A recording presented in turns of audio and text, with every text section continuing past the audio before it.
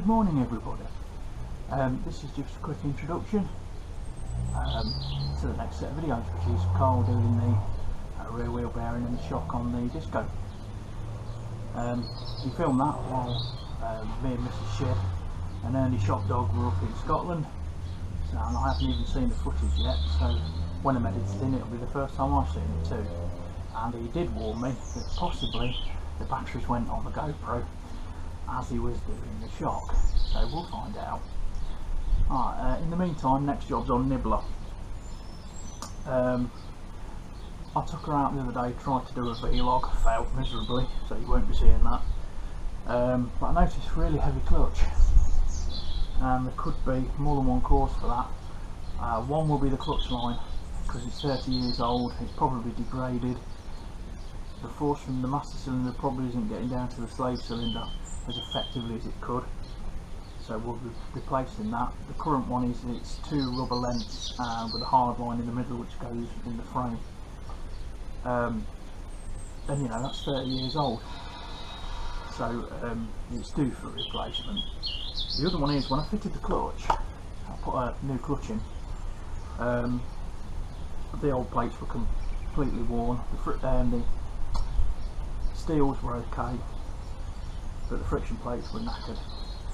So I put a new clutch in it, but I did notice that usually all the clutches I've done with the friction plate, there's a little square, the friction material are little square blocks. I think it's cork that they use, some form of cork.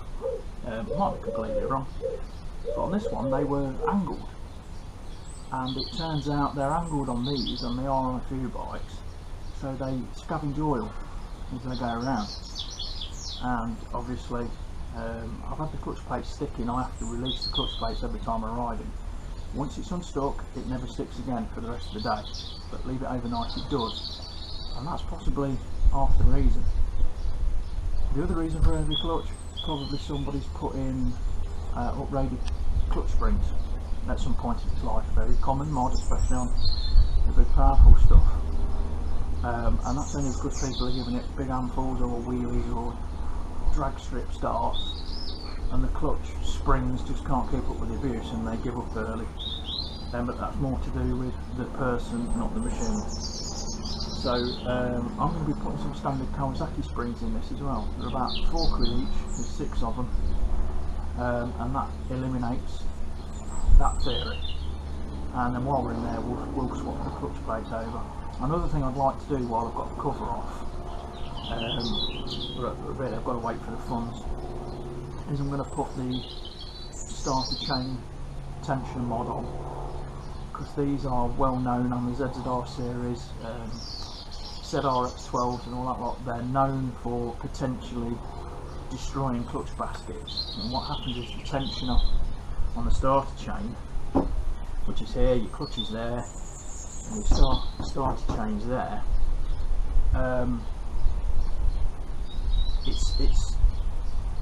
it moves to tension the chain, and sometimes what happens is it sort of goes over centre, for want of a better description, and the adjustment arm can actually fall back into the clutch basket, and you can imagine what effect that has.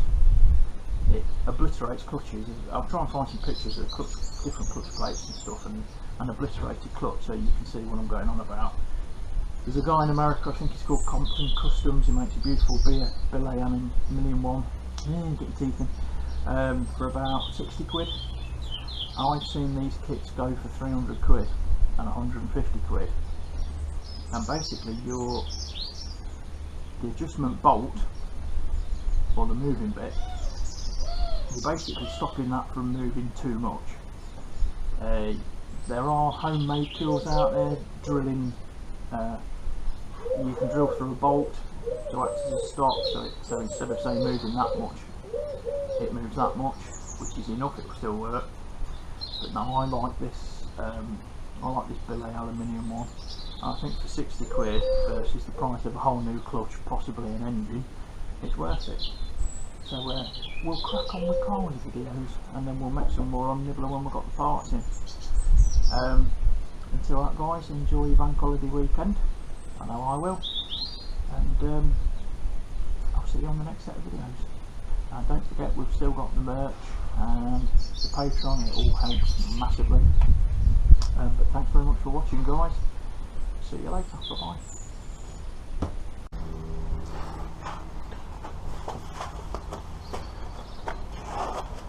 Good morning everybody. I don't know if you can see me, but today I'm going to do my wheel bearings, my rear ones. Now I don't know how much you're going to see of me, which isn't a bad thing obviously, but I'm going to try and give you more of a view of what I'm doing here than of me. I've got it jacked up, it's got an actual stand. You won't be able to see it, you'll probably be able to see it once I take the wheel off, so I'll take the wheel off now and you'll be able to see what I'm doing.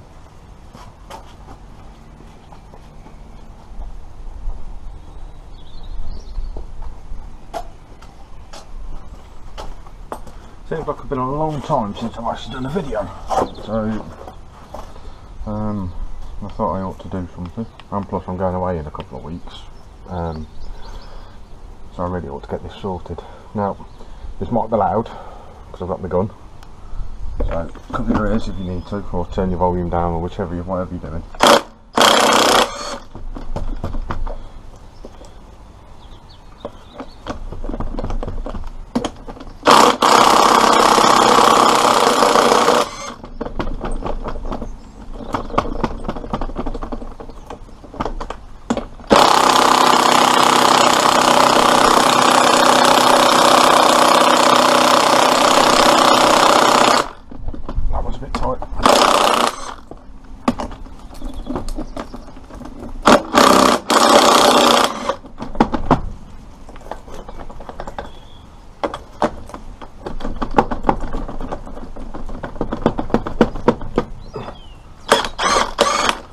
Now this was advised on the MOT as having a slight bit of play in it, but I can't remember what I had to do, but basically it involved me taking the half shaft out, and then when I spun it, it was very rough. So that's the reason I'm replacing the bearings, not because there's play in them or anything like that, because there's an awful lot of play in them. An awful lot of roughness in them. And now if I get my socket off this bleeding nut. Get off!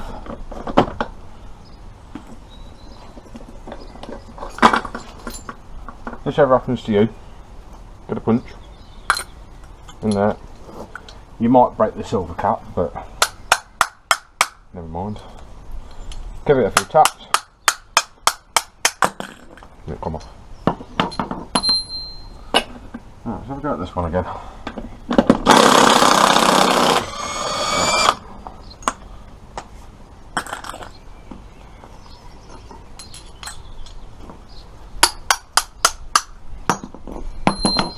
Like so. Get this off.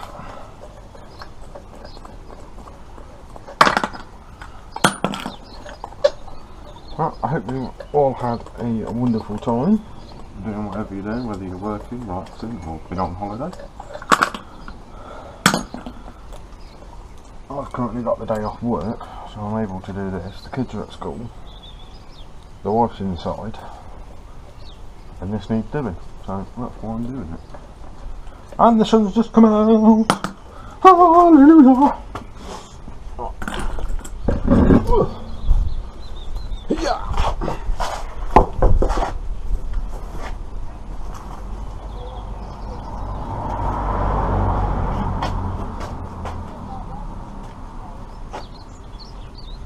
Now then, as you can see, but there's a bottle jack there, it's on it, but I've also got my axle stand as well. This is a 30mm spacer, and the reason I've got these on is because on the front wheels, when I'm on full lock, one side catches, so I've got 30mm spacers just to bring the fronts out, but then it looks silly if I just had the fronts extended out and not the rears. So, and obviously you can buy them as fours, not as singles. But basically the wheel bearing is in there, so we've got to take this off, the caliper, and we've also got to take the disc off. Okay, so we'll crack on. I think I also need to take that off. We'll see if I can do it without. I do believe they are a 17.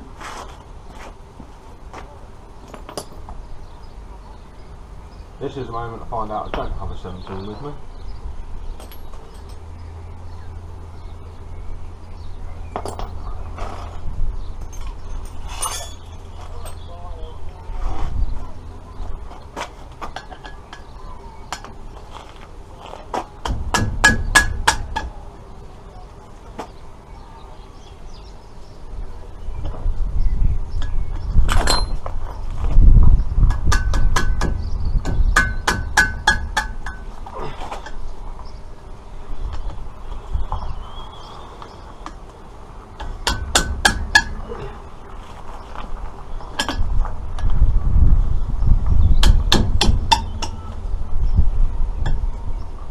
I'm hoping to do this without having to take that off,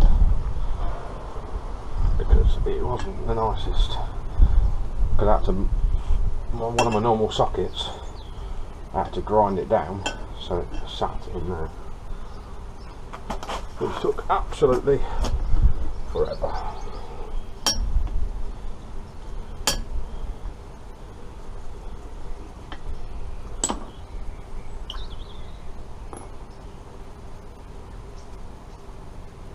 Need a bit of silicone. You can put a gasket. There's usually a paper gasket that sits on here. It comes part of the bearing kit. Got as much use as an ashtray on a motorbike. So I'll use silicone sealer to do it. Get it all sealed up again, and that way you know it's going to be watertight-ish. Nothing's ever 100% watertight. Apart from a submarine, then yeah, they are 100% watertight. Kind of have to be. Like I said, like we've said before in the past, this is not a how-to video. This is basically just you watching me working on my car and having a natter. Jim's currently away, I do believe, so you might get some videos of his adventures whilst he's away.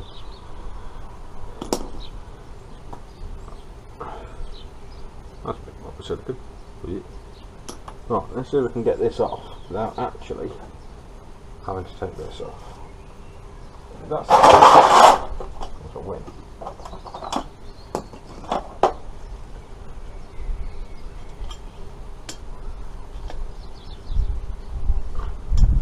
How much silicone did I put in there? Jeez.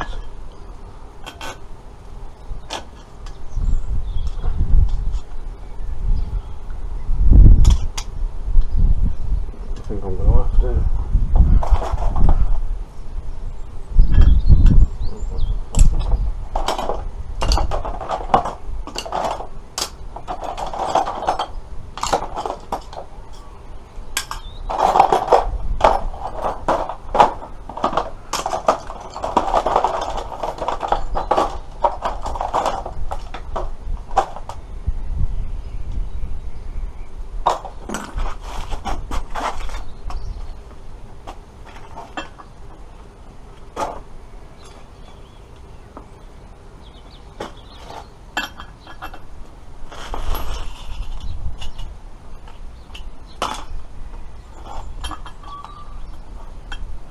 So all that time grinding the socket down, and I had one the whole time.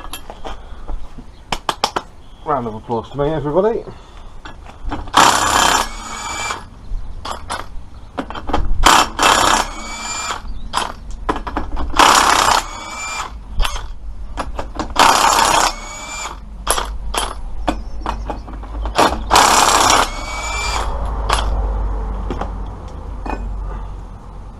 One 30mm spacer, which is a black Raptor wheel spacer.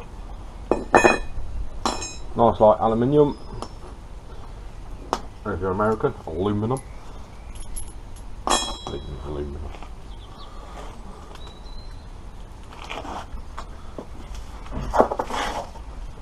Right, let's get this off here.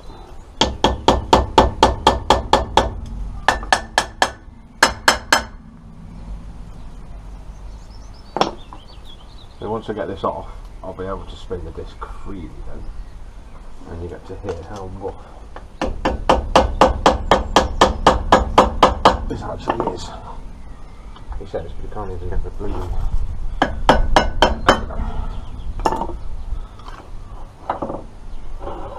And as you can tell, there's some water in there, somehow.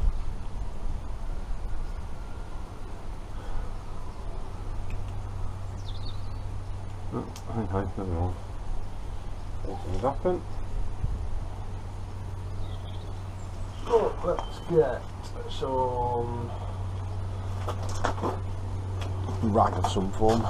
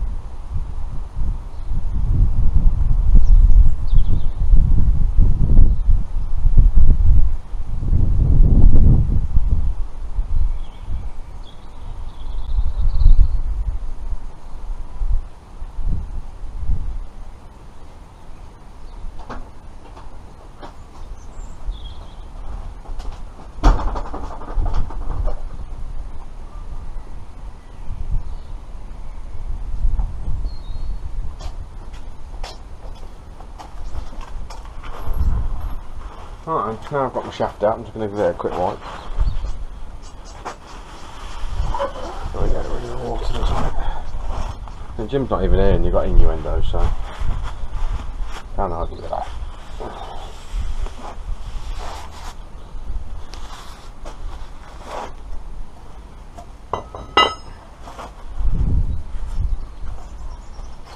When you're actually off-roading these things, the half shafts are the most common things to break.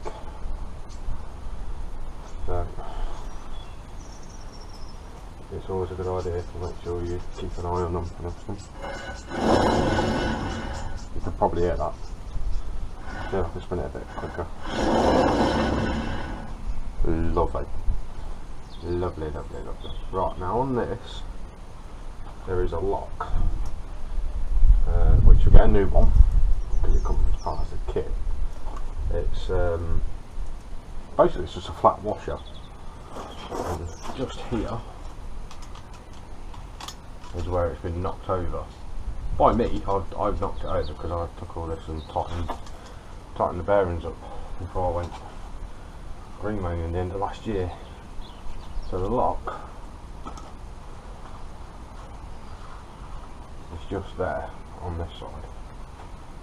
Let's just knock that back.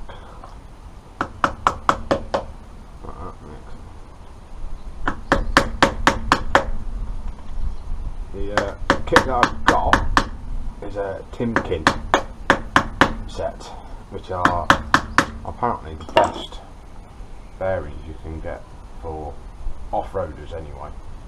But if you've got one of these as an everyday, as your daily driver, then even so, Timkens are supposedly the best you can get when it comes to off-roaders and just general 4x4 bearings. So just bear that in mind. If you do own one of these, look for Timken.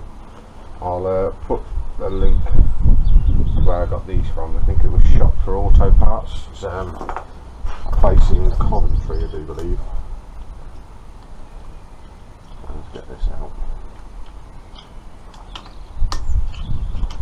I'm going to try to stay out of shot as much as possible.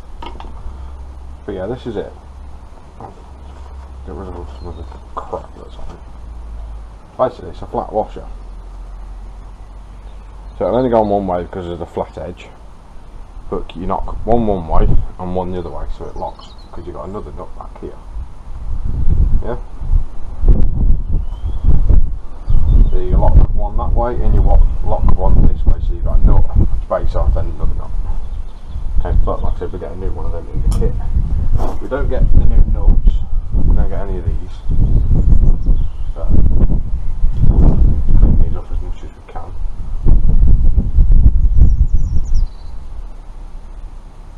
And I'm hoping that everything's okay, because these have a common problem. If you leave wheel bearings for too long as rough as this, they heat up and they weld themselves to the shaft. They were. I'm hoping that that's not the case for this one. If it is, that's just a whole different ball game we got. But I've done it in enough time that I can source the part that I need to do the job. So that's another washer. Always an idea to keep in order what came out. So you've got the outside nut, then the flat washer, then the inside nut, and then you've got another washer here by the looks of it. What I'll do first is I will get this caliper off, and then we should be able to, hopefully, fingers crossed everybody for me, we should be able to just slide this disc off. Should, being that word that never goes to plan.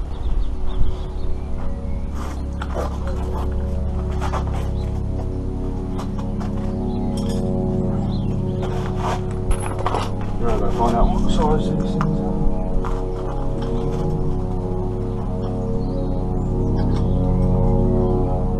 Well, one feels like a 13 and one feels like a 12.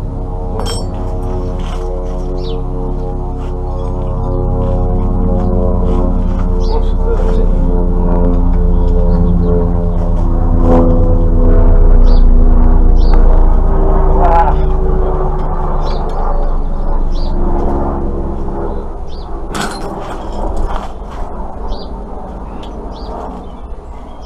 Very tight, so I'm just going to work it backwards and forwards just to get it moving.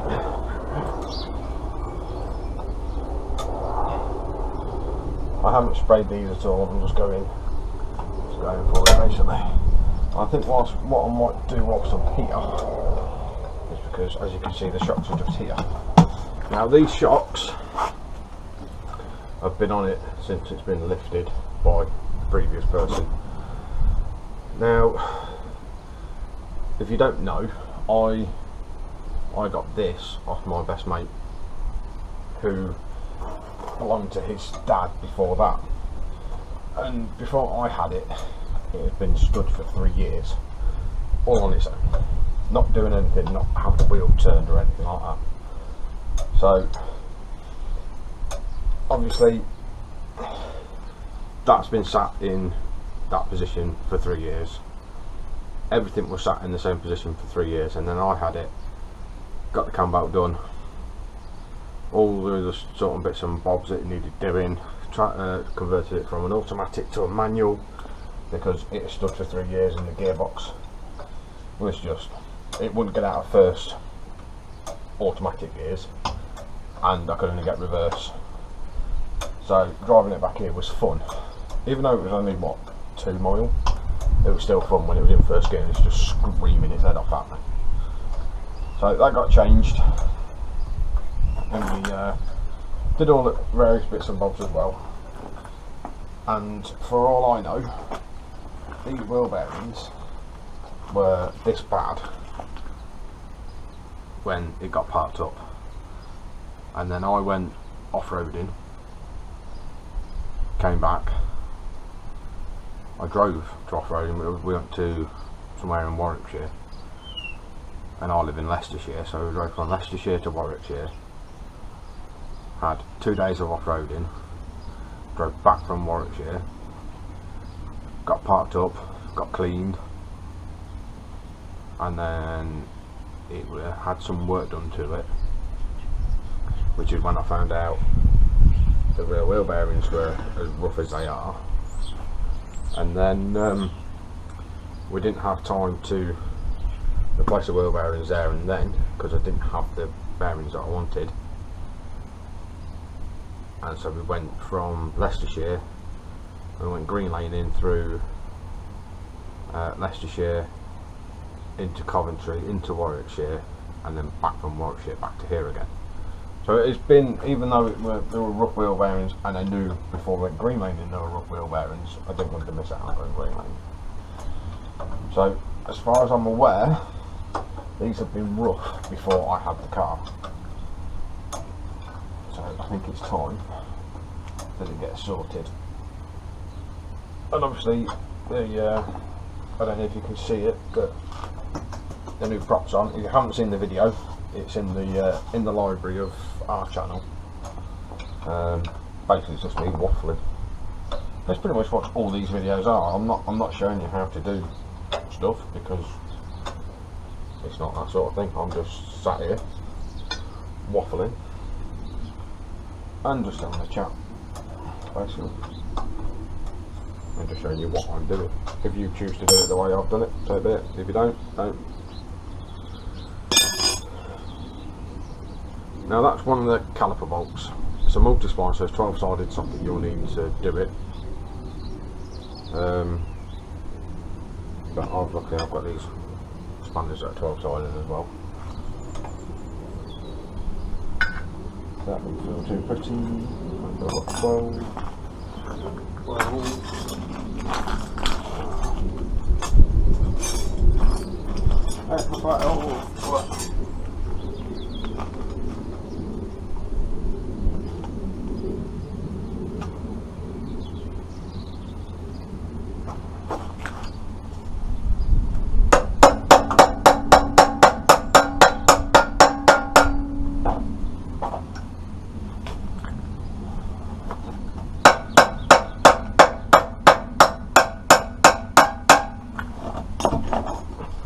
When you have to have these from the bowl, but it moves at least.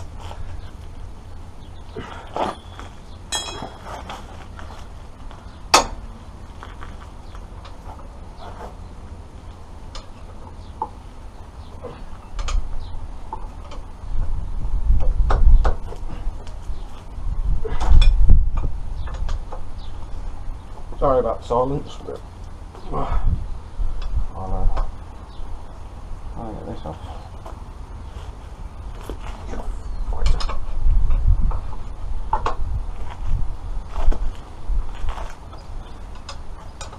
These have probably never been undone. Right, there's probably one of these that tight.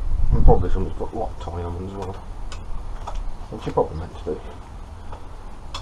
But I haven't got any lock tie, so I'm not going to do it. I'll just make sure they're tight.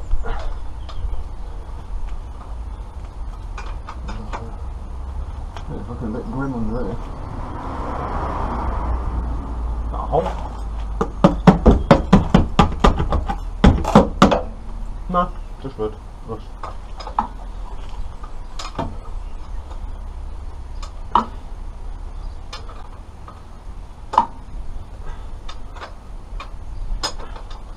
You're probably thinking, why have you just stabbed your Land Rover with a screwdriver to find a hole? Because I can, and because it doesn't bother me if I put a hole in it, because then I know that it needs welding up. Now, I'm a self-taught welder, so my welding is not brilliant, but my welding has never failed an MOT. If I've got a hole in something, I'll weld it up, and they're always happy with what I've done. It's structurally sound. So I'm more than happy to do the welding myself. If I've done welding and the MOT tester said mate, I've seen pigeon shit better looking than that, then I'd get somebody else to do it. But I've never had an MOT tester say that's absolute garbage. So it's good enough for an MOT tester. It's good enough for me.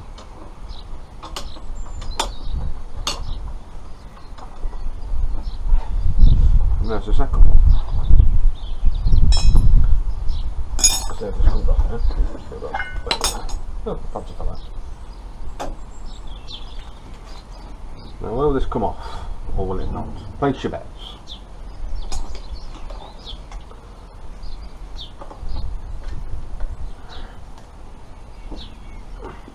No more bets.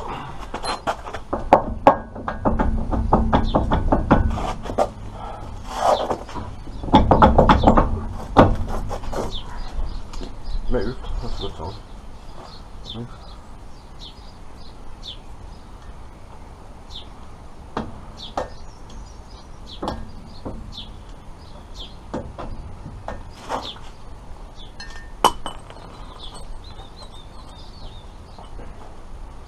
Or Mosher, yet again it's got the flat side in it, the paint.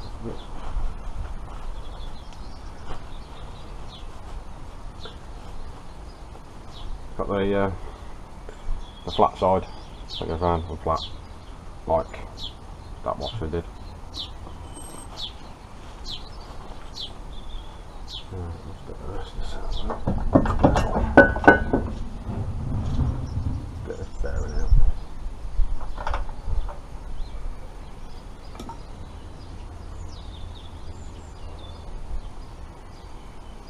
Now these are what's known as a floating bearing, so not like the modern day stuff like I've got on my Fiesta or on my Insignia, where it's a sealed unit and you press them in and you press them out.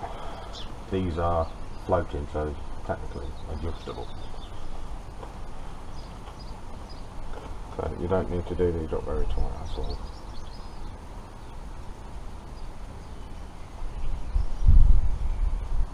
Oh, that's not where it was. Right, now is this going to come off or not?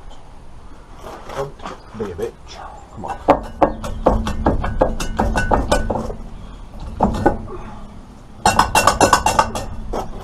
Oh, no, stand up.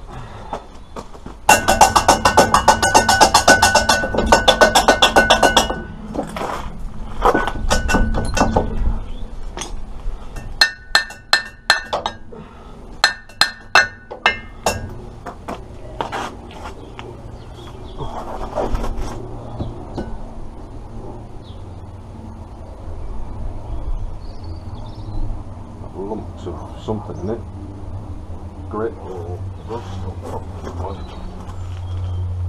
So that way to help the situation.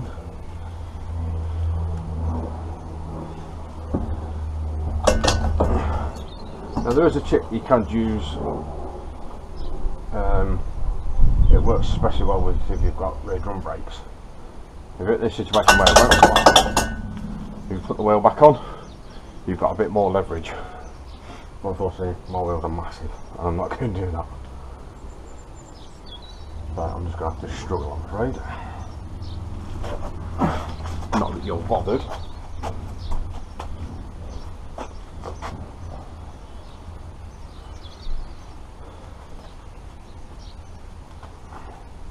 I'm just going to tap the meter out.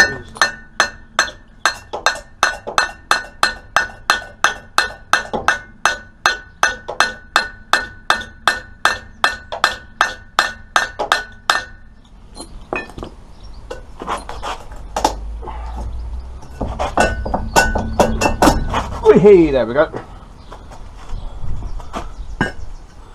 Put my bearing inside where it was.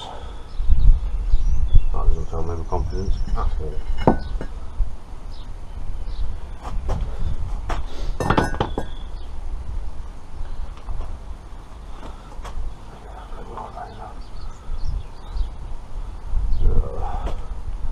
That is nasty. Nasty, nasty, nasty.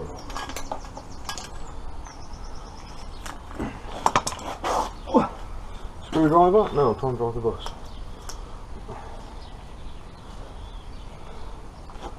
Let's see if it's stuck where it is, or it moves, because I might be able to. If I can knock it back, it basically means that it's not seized as such, which is always a good thing. So I need to get some new gloves.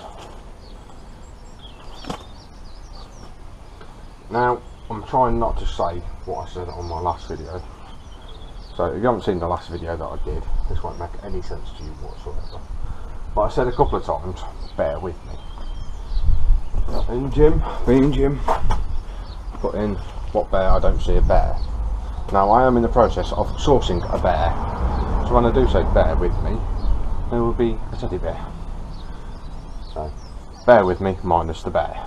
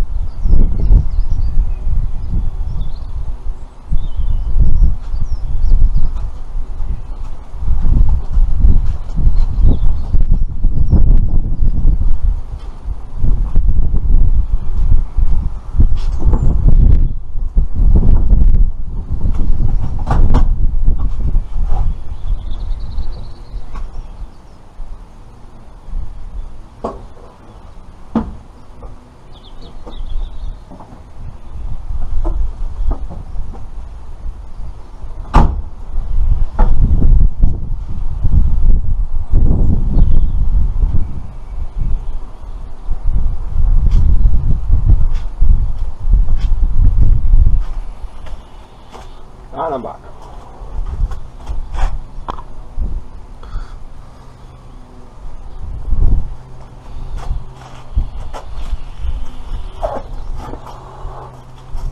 Right. With fresh gloves. Where is my...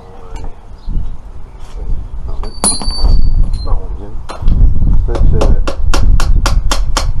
when it does move, so that's a good sign that it's not seized onto the shaft. Very nice. See how we get on. If we need to get a new one, I need to get a new one. Should be able to get one from somewhere. Probably from Facebook or something.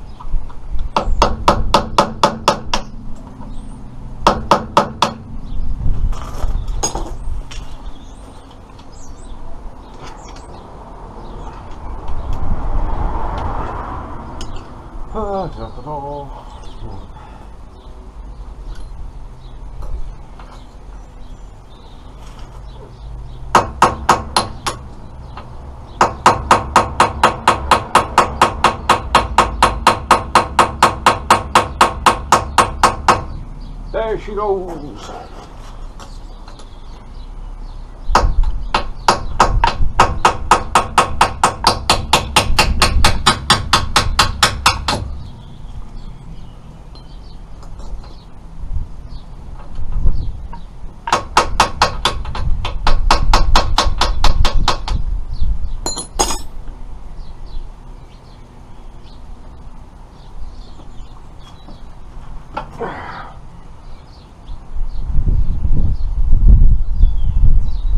Now, in anybody's eyes, that's what's known as fucked, mate. Absolutely fucked.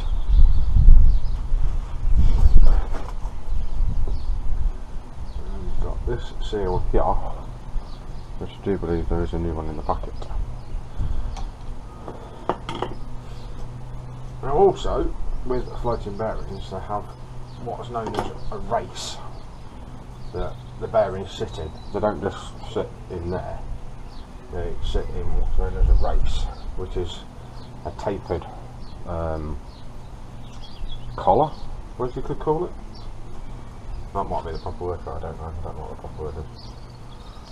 What I'm going to do is basically in here there is the race, which is what I've just run the finger around there.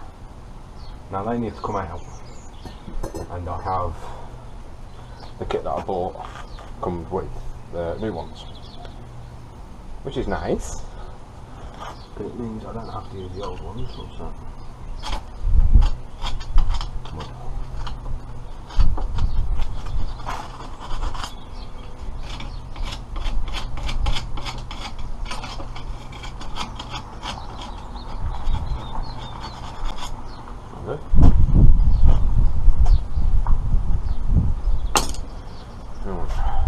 I'm going to get the new bearings.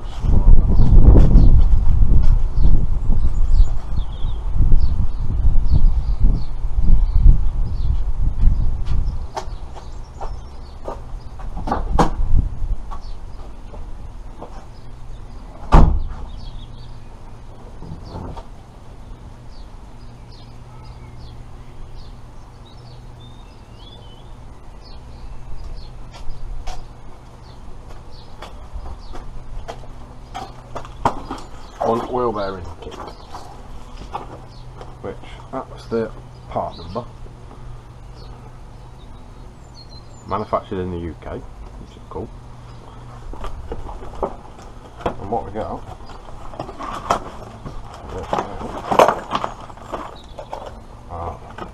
one bearing, two bearings, the most pathetic pack of grease I've ever seen. They'll fully expect that to fill that and the other one with grease. Where are the bubbles? A seal,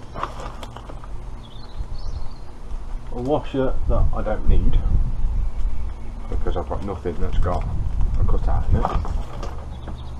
Nothing's got a cutout in it, so I don't need that.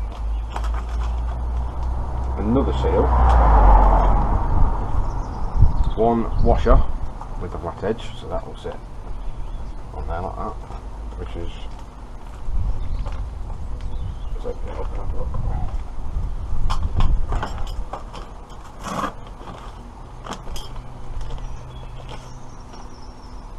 Like that.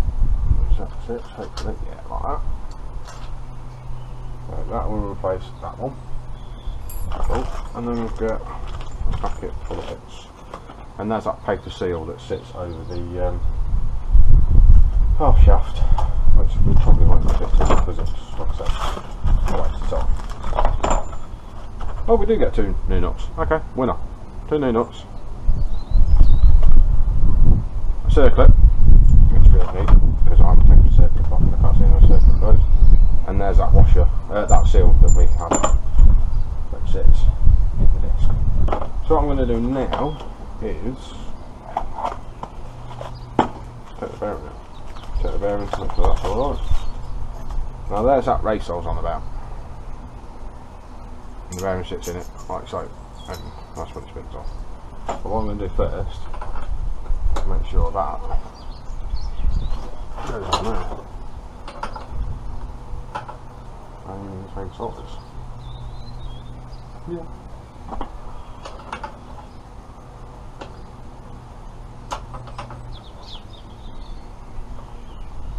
Not like that. I'm going to handy. So I'm going to do something like that. I wouldn't have thought so. There's the other one.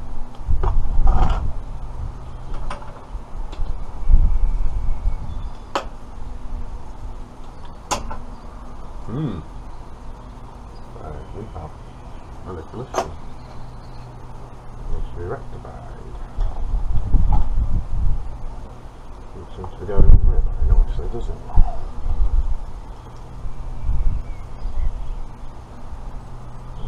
What's going on here then?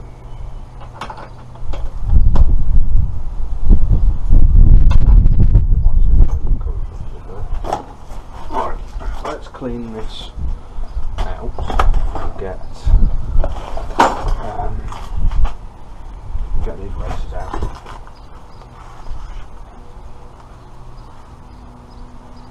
Now usually with these there's a little cutout somewhere that you can put your chisel, but if not, just use, there's usually a little bit sticking up like a ridge, you can just get onto it, knock it through.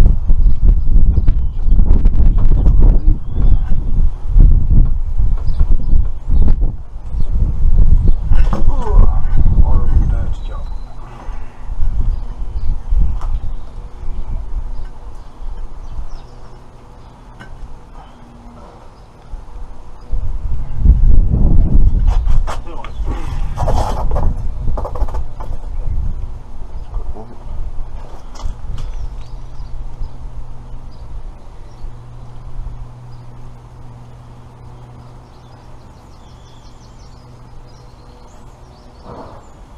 Right, so what we're going to do, I'm just going to like that. You might not be able to see this, I'm sorry, but there's a ridge there that goes onto one of these races. I've got a flat-ended punch onto the ridge and just tap it like that.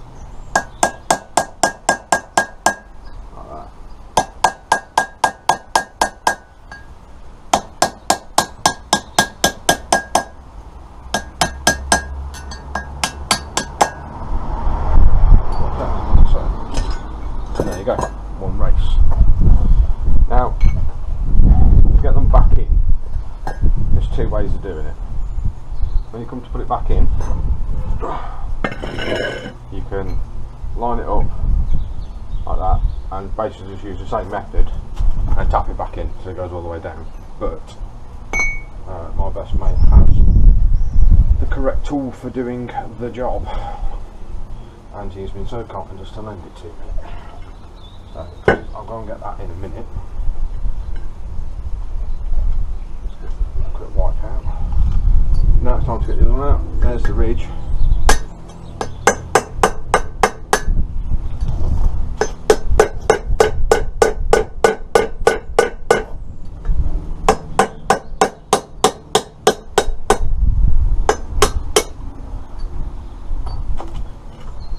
There's the other one. Yeah. We've got two there. That one good and they're good. Generally what I do now is I try and get as much of this old horrible stuff out as I possibly can, because I don't want it around my new bearings.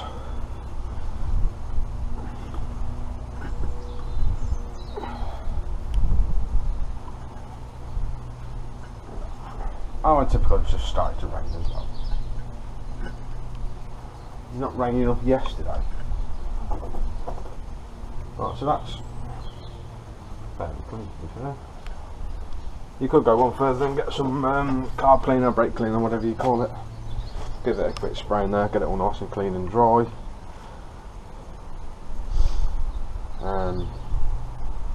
But I've got to get all this stuff away whilst it's raining. So I'm going to stop for now and get tidied up so I'm out of the rain. I'll possibly resume when it's not raining anymore. So ta-ra for now. Right, the rain's sort of stopped in a fashion. But what I've done is I forgot I had this, which is liquid green. And basically what it does, apparently, cleans car body parts, engine components, machine, metal surfaces and many more. Filter friendly, clean agent, removes heavy soiling such as grease, oil, tree sap, soot, etc. And basically what you do is you spray it undiluted, leave it, let it work, wipe it off with a rag. So that's what I've done on that, and I've done that in here as well. So it's all nice and clean in there now. which is what you want, because you don't, like I said, you don't really want to you don't want to be putting new bearings in something that's causing crap.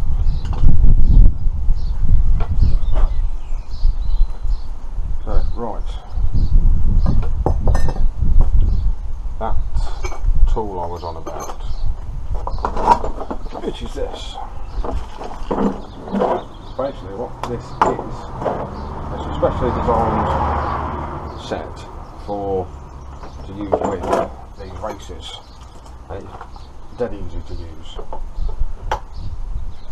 You find the one that fits yours, 100%.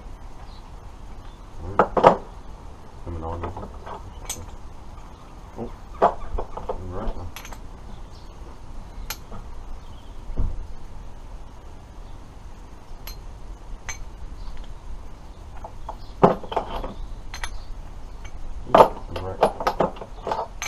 Basically what you do, once you've found your right one,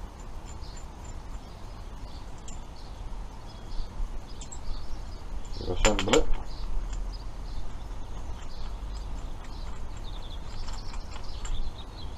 like so, put that in there, put that on there like that, give it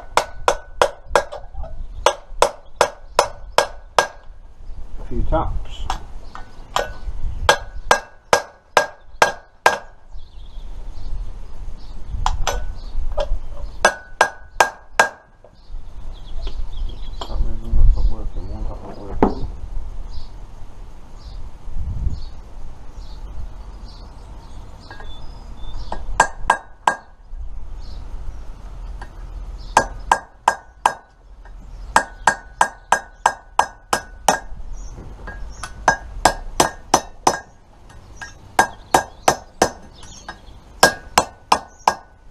But if you haven't got one of them, which there isn't the right die for it, so I shouldn't have used it, but still gives you an idea of what it does.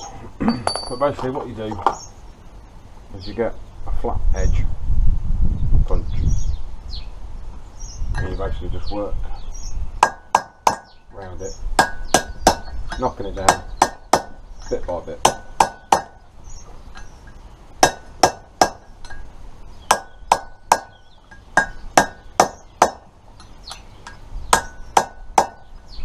And basically what that does is just push it down nice and easy, nice and gentle.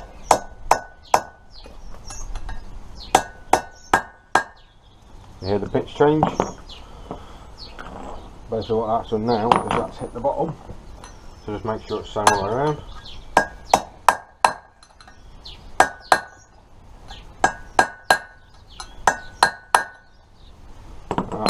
And that one is in. Okay? Now you get your bearing, it sits in there, and then you've got the, where's that washer gone? Yeah, and then that sits over like that, but before I put all that together, get the grease. Where's Stanley?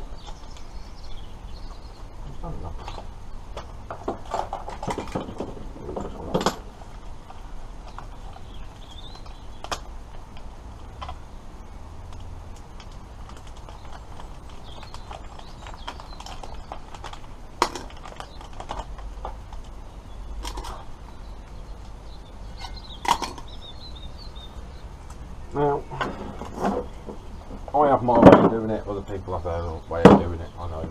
But I'll show you how I fill these up with grease, which is basically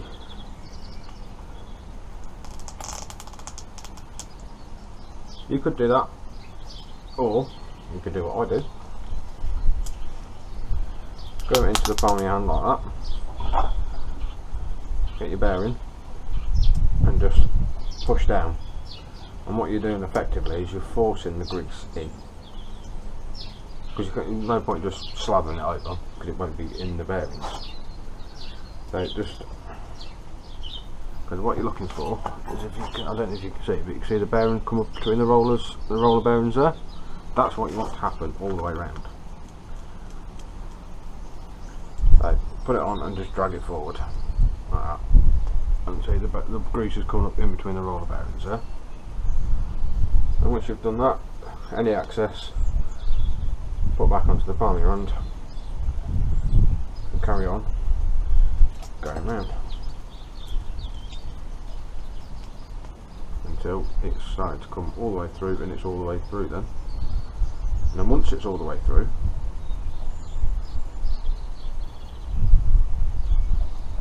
you then can by all means cover it in grease. Okay, now I'm going to put a little bit more. What I've got to bear in mind is this has apparently this can do 2 bearings. I don't see how it can do 2 bearings. I'm having enough. I don't know. I have got more of more grease. But that's fairly full. Nothing with that.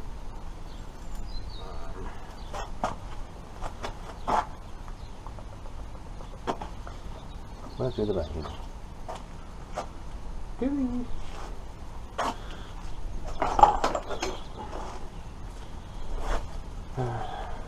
Grease.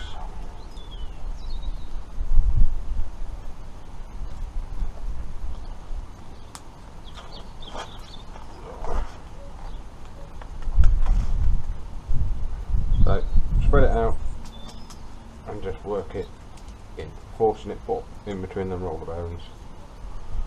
So, see, it's started to come up through that one.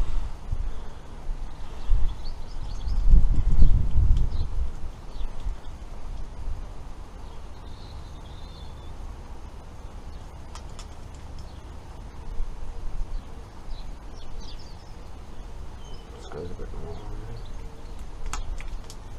I'm surprised actually, there seems to be enough grease to do this.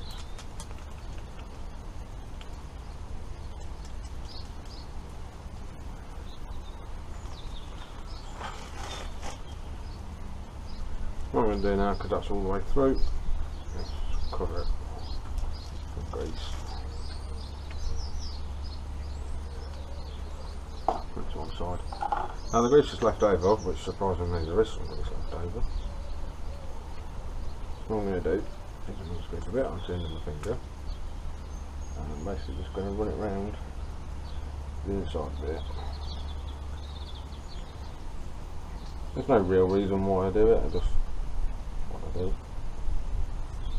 I must have been showing it, otherwise I wouldn't have done it. Now what some people do, I do it as well, is fill up in between the 2 bearings as well. Grease. I will do that as well.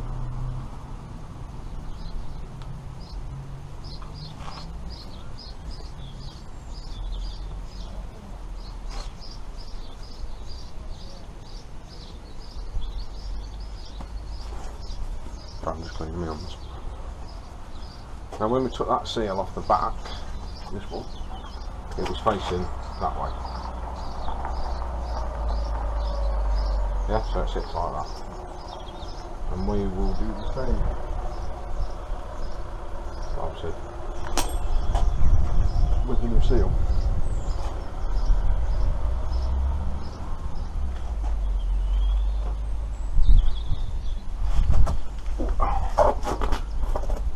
Here's the new seal.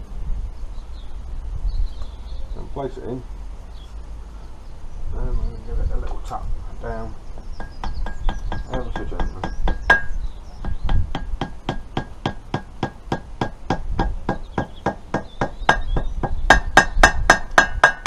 Until it's nice and flush. Now that's that back bobbin in. So you can see, there it is. And what I'm going to do now is I'm going to put this other base in. No, that doesn't fit.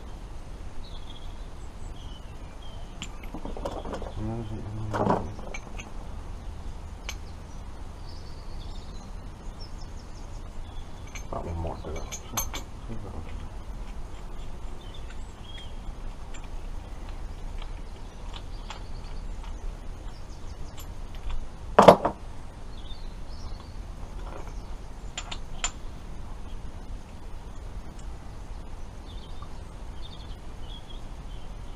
So I've shown you one way, and if this works, I've shown you the other way. I planned it to work like that, honestly. So put the tool in.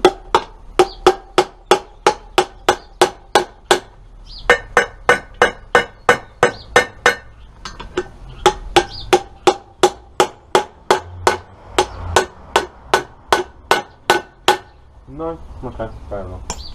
Whatever. I'm just going to go back to how I did it before. Just tap it with 4 points.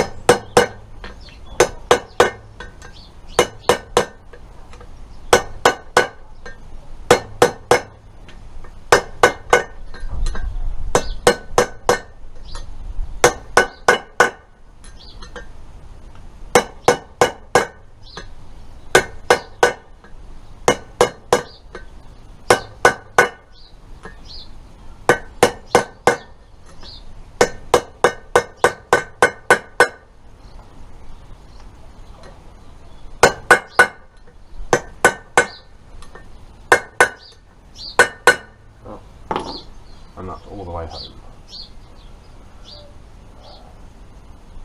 Right, I'm just going to go and get that.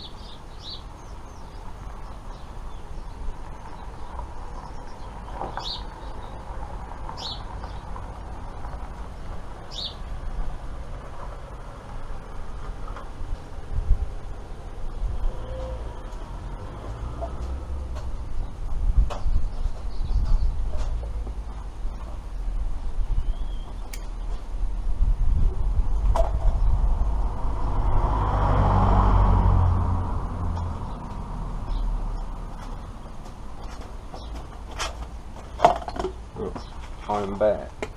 Oh, that one's there. I'll go in with that.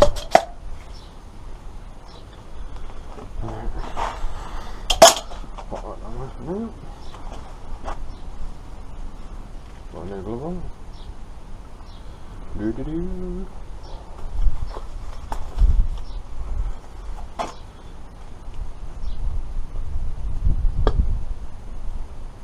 So I'm going to do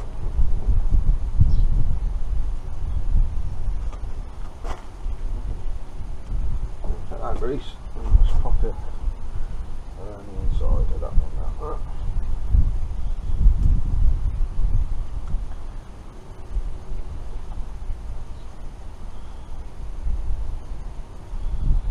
That's all nice and greasy in there, so there's more grease, not only just the grease of the bends.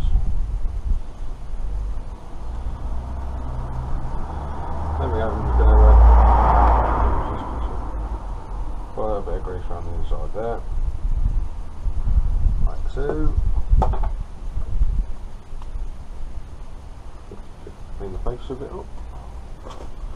Now it's time to go back on.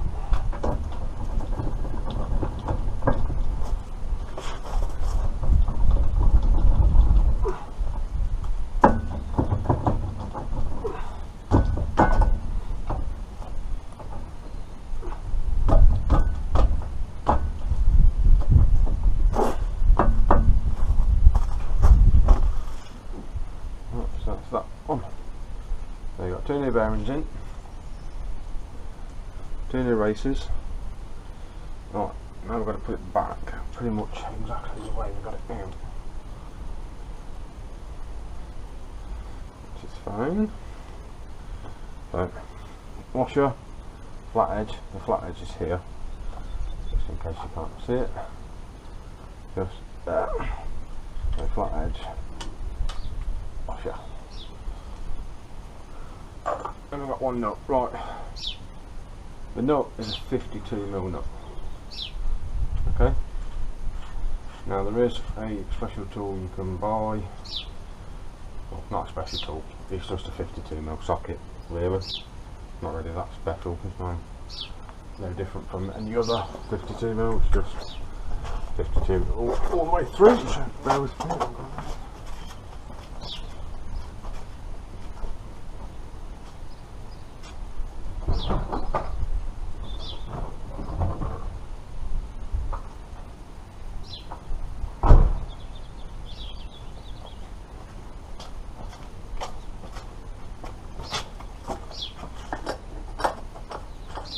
Basically it's that.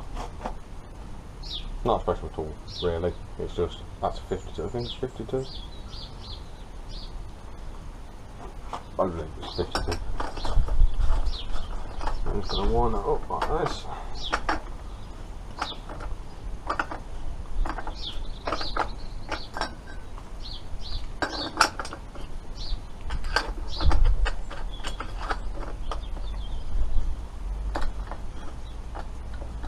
Do it up until it stops.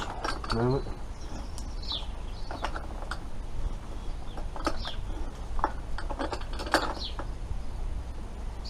Okay. And what I tend to do is just back it off and then just a little nip. Huh? It's quiet.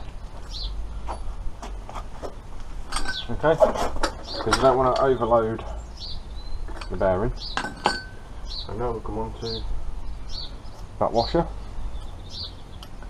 So pop it on like that.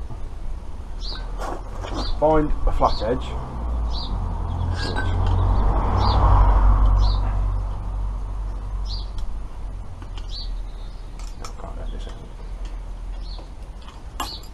Right, so we've got a flat edge there. Ideally you want it opposite to where the other one is. So probably actually go for down here, down the bottom. Okay. Now what I'm going to do is I'm going to put this one on as well. And basically what I was going to do, obviously if I hit the bottom of there, it's just going to push it forward. So we'll get this one on as well.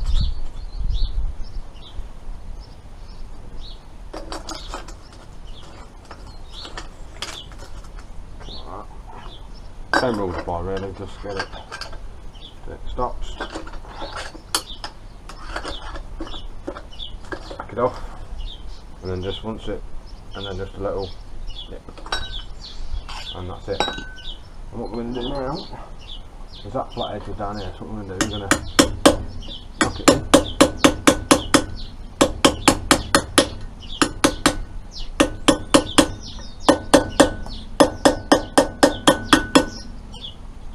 And what that does, effectively, is it stops it from coming undone.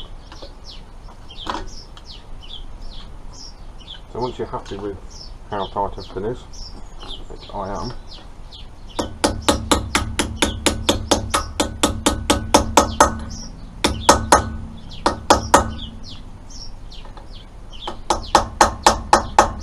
why is that moving?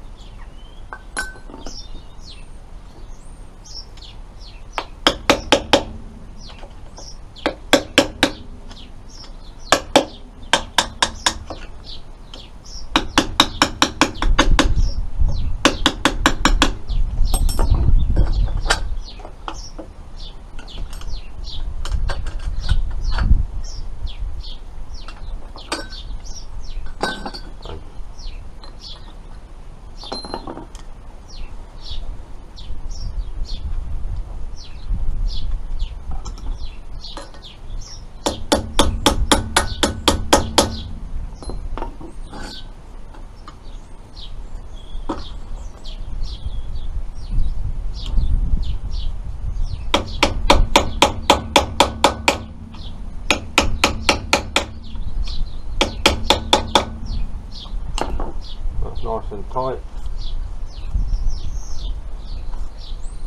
and quiet.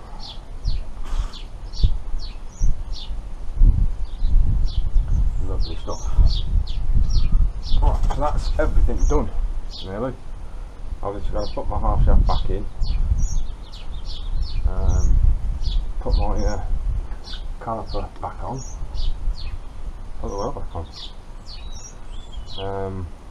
What I'm possibly going to do is I'm going to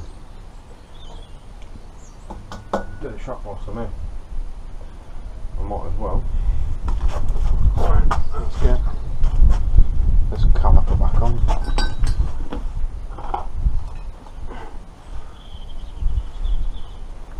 I don't know if there's a reason why the bolts are a different size.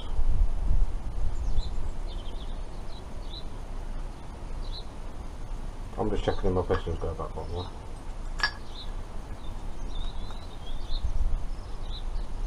Oops, I did.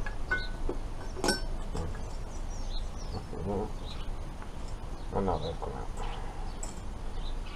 But should have just left it go out.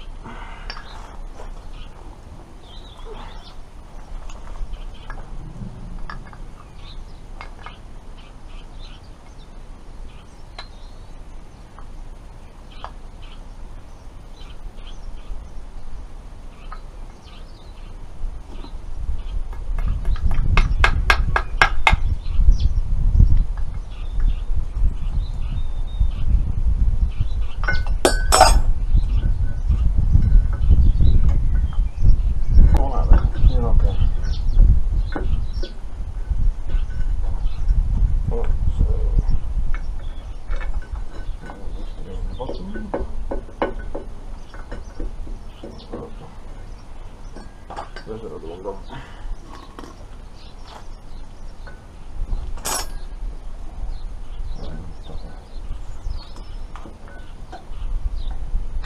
Really matters all that much.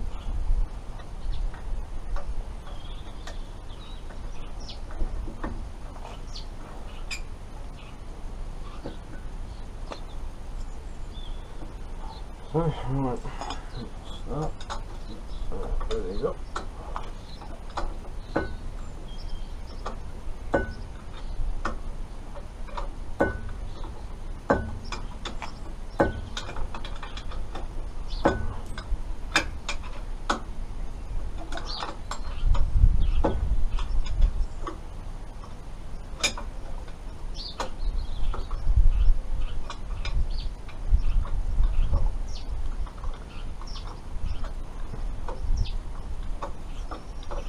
So whilst I'm doing this up, instead of sitting here in silence and you fast forwarding,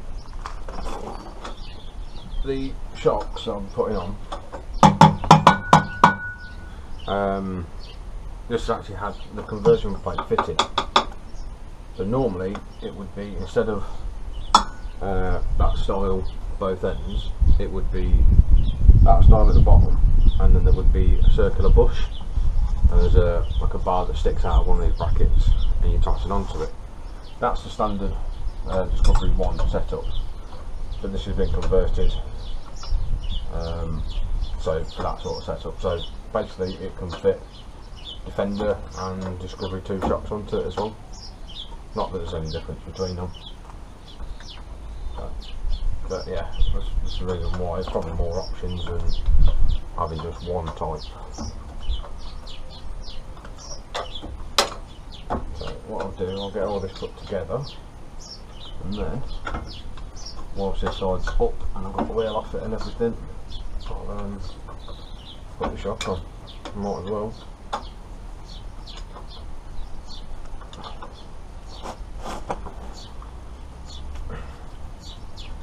So that's that one, just make sure. Yeah, that's right. Now this one.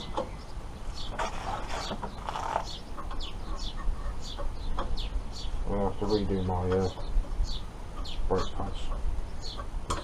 Obviously they fell out, and the fitting kit fell off as well, so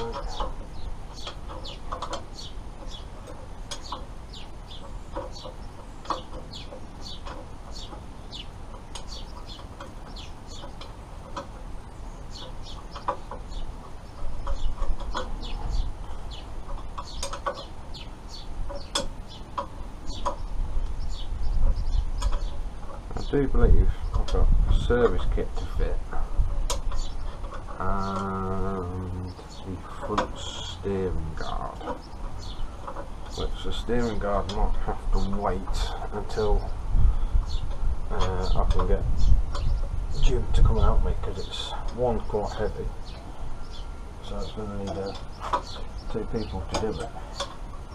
I could attempt to do it myself, as much as I'm sure you'll enjoy to see me drop it on my face and probably break my nose.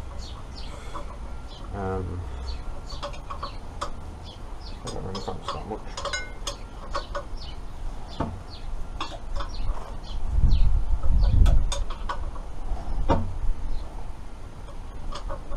I'm trying to think of anything else I want to do. I think I've got some. My black shocks to do on the front as and when I get them. So obviously with the cost and everything, I know they're not much, I know, but I've got other things I need to spend the money on. So I just have to wait till as and when I can do them. Alright, let's get these things out and redo my pants. It's annoying, I don't want to do that. Needs must.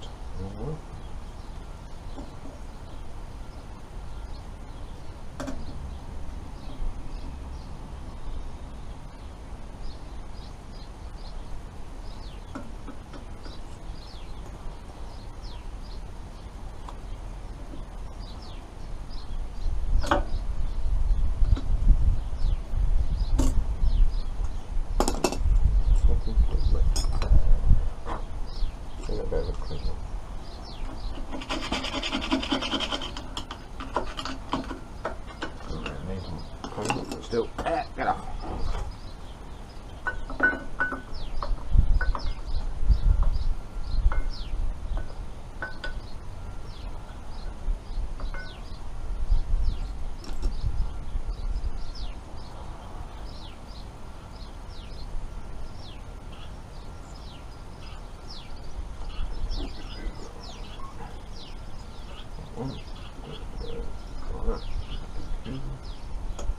I'm sorry you can't see this. There's nothing exciting, you're not seeing it.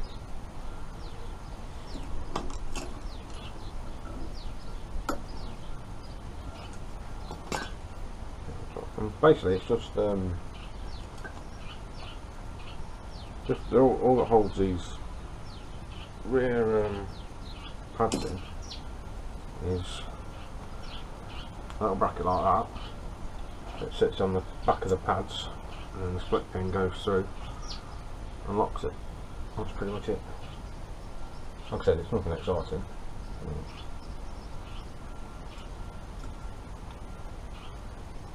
And there's people at home going, "Can't hurry up, I want to see you drop a steering guard on your face."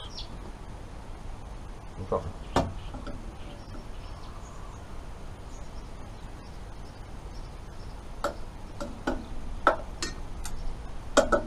They're in. The brake pad's hitting my disc for some reason. Oh, just but no, it's solid.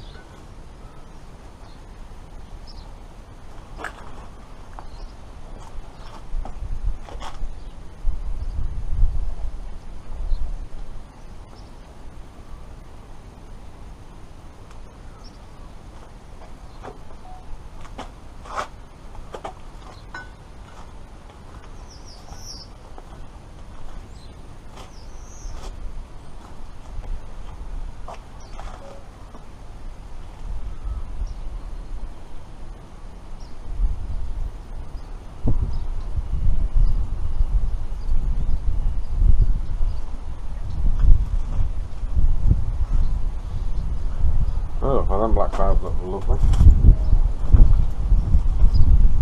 So I might have to pause play for rain again. Let's get this on quickly enough. Right, so I've got some sealer I'm going to put on.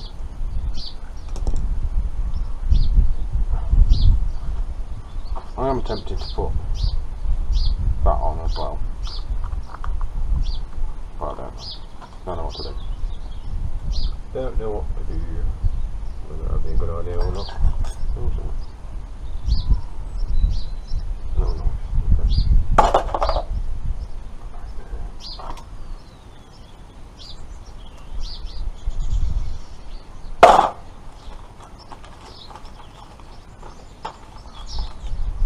I've got extra seals on mossy that I don't need.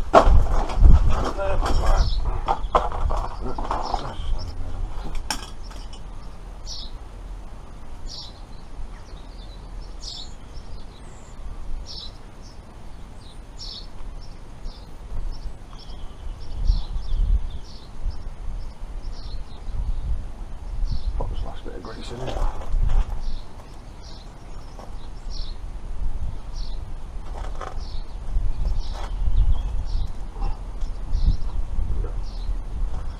Clean the face up so the grease is the so that we've got something to stick to.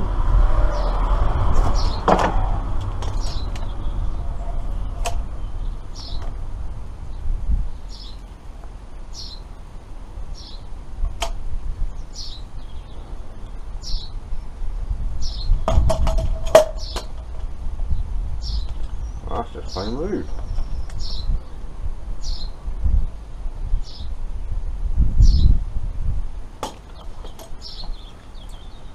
Do-do-do.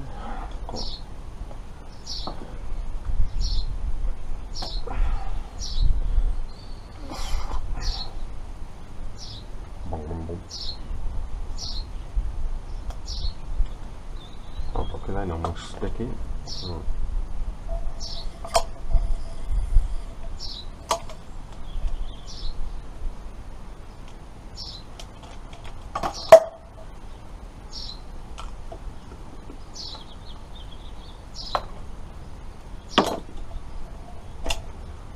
There we go.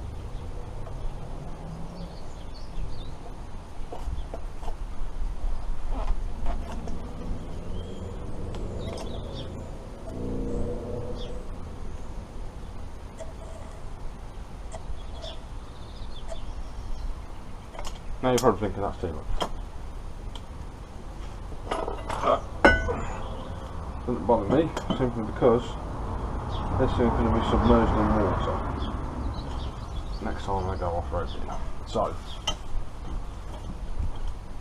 I don't care if it's too much, because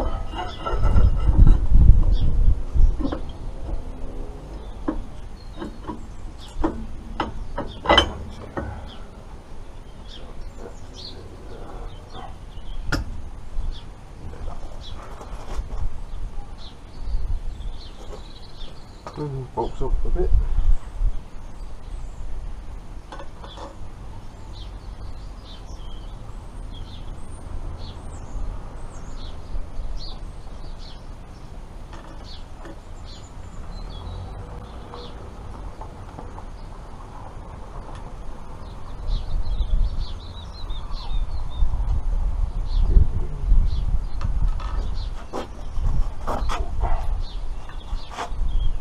Should have 17mm sockets.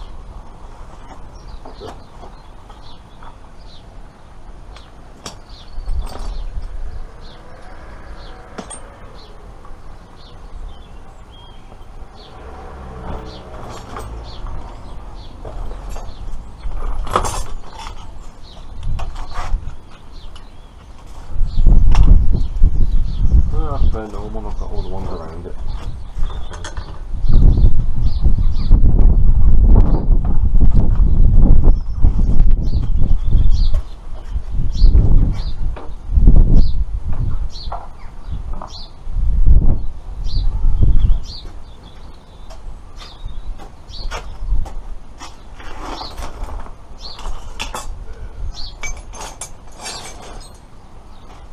No, okay, I'll just...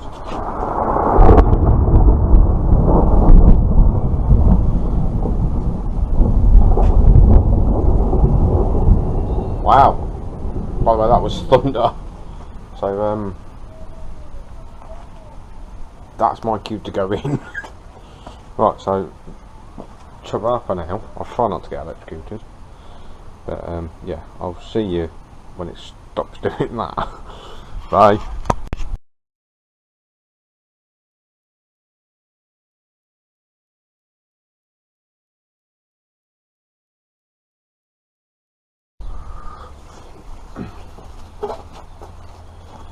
Hello everybody. Right, I've got the rear shocks to do. I've now done bearings on both sides. So obviously I've done one side and I had to turn it around to do the other side. So I've done the shock on the other side. So I'm just going to do the shock on this side and I'm going to show you basically what I'm doing. They're not difficult at all on these, which is quite handy. It's basically one nut at the bottom, one nut at the top. That is literally it. And what we're going to fit on today are these, which are Terra Firma 4-stage adjustable shocks. Which look like that. Now they're four-way adjustable. So you've got a little knob at the bottom here that you turn. You've got 1, 2, 3, 4 on it. If you're reading the instructions, it does tell you which ones do which. If I'm right in saying that 1 is soft and then 2, 3 and 4 progressively get stiffer.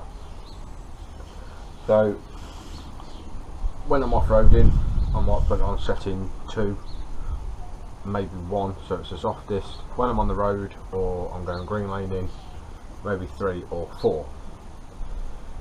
So I'm going to crack on and get this done and get it off so we can start showing you what to do. Well, not what to do, what I'm doing.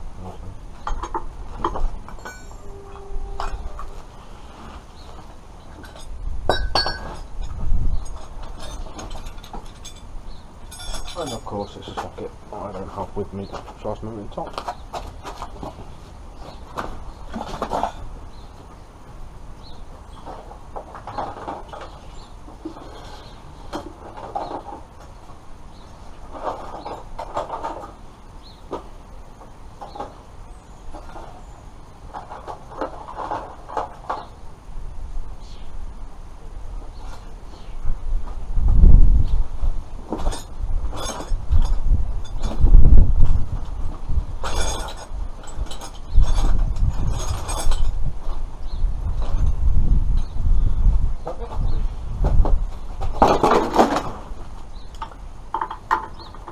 That's it.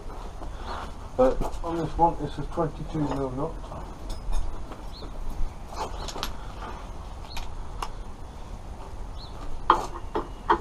Just going to cut it off. There we go.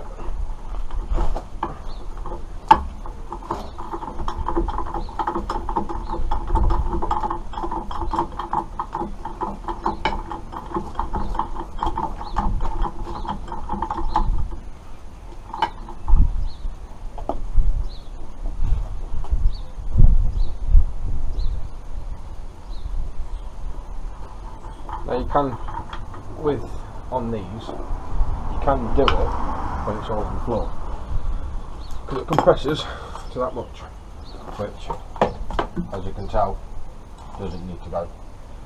So you can do it when it's on the floor. Obviously I've got the wheel off because I've just done my bearing, which was horrendous, but that's for a different day. That's in a different video, so you'll be able to see how wonderful that was.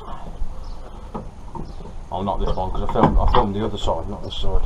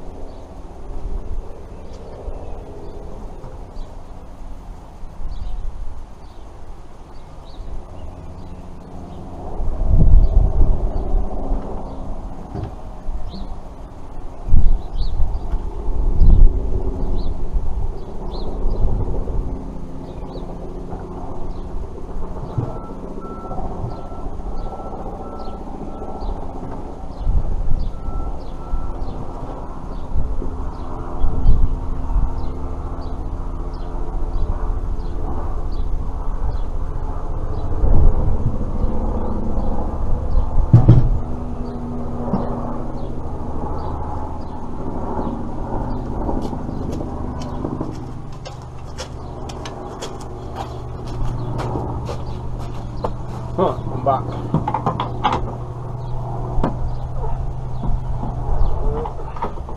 You're probably thinking, why don't you just use a small ratchet? Because I can't find a small ratchet. I did have it when I did the other side. Unfortunately, I'm just going to have to struggle.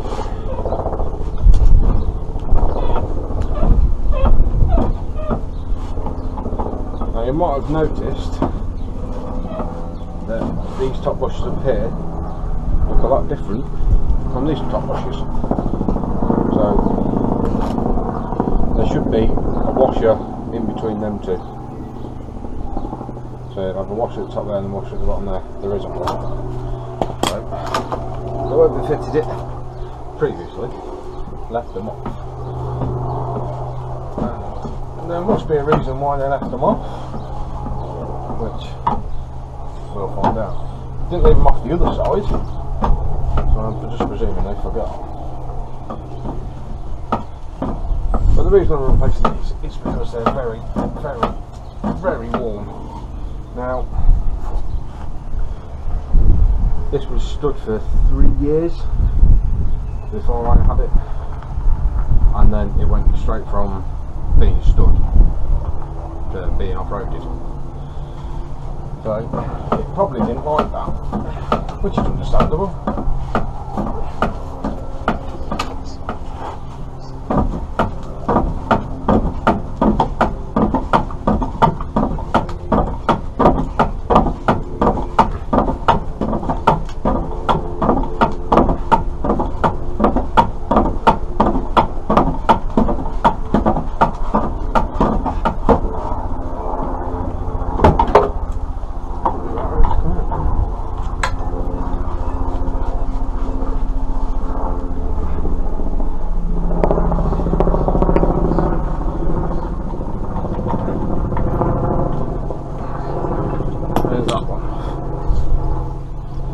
There you go, that proves how knackered it is.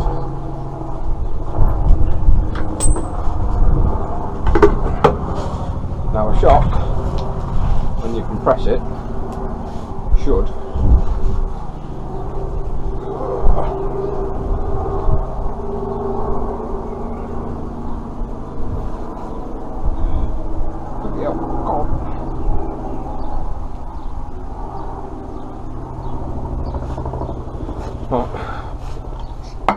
damper, well, I'm not even touch it now. The damper, when you compress it, it should, compressed, should start moving back up, which I'll show you in this one what it do. But it's dirty! Right, so, compressed it, let's get this off. It should, granted that's doing it very slowly, but either way, going up in the world.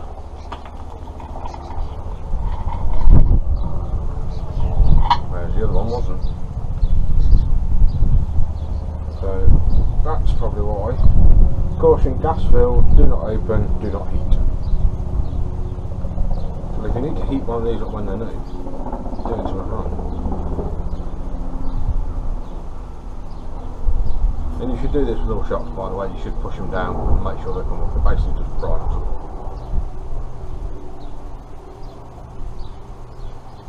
Like I said, these are plus 5-inch shocks. Now I've got these off eBay, where I get most of my bits from, to be fair. 135 quid for the pair. They came as a set. So 135 quid, can't really argue, especially for a well-known off-roading mate like these. Now, on the bottom one, there is a cup already in. Let's see if I can get you in there actually.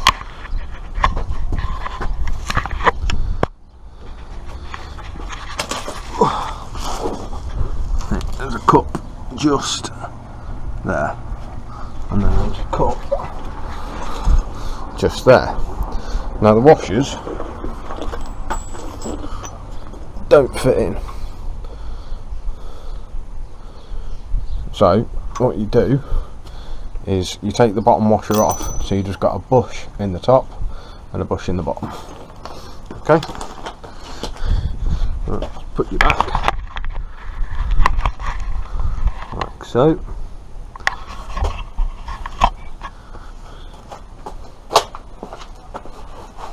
As you can see, I've already took the washer off that side.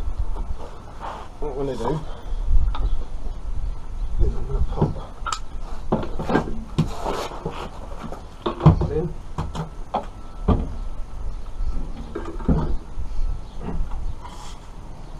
And press it a bit first. Like that. Follow the bottom. And got this one up into the hole. Pump, like that. Now I'm going to get this washer and brush.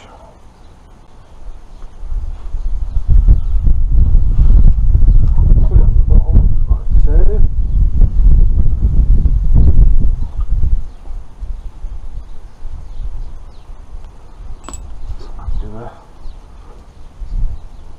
Modify this bracket a bit, so that bush doesn't want to fit in there.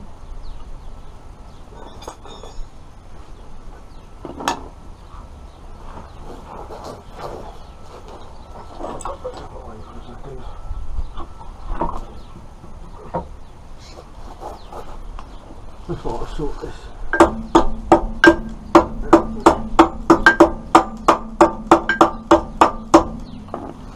Basically, what I'm doing is because it's been squashed or hit by something.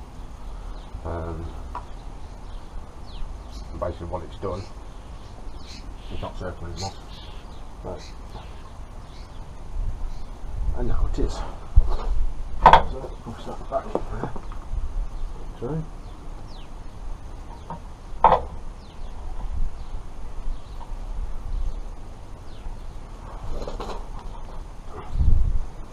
That's up there. Get the right washer.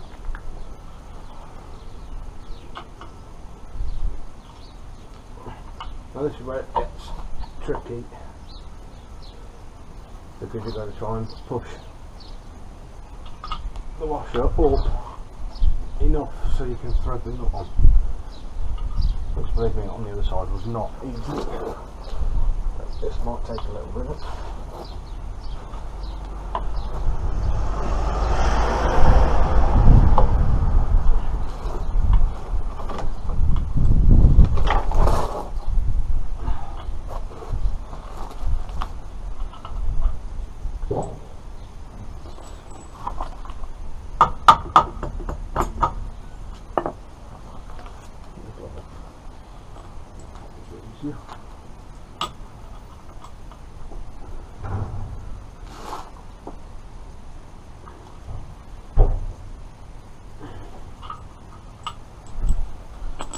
I'm not going to struggle for that one.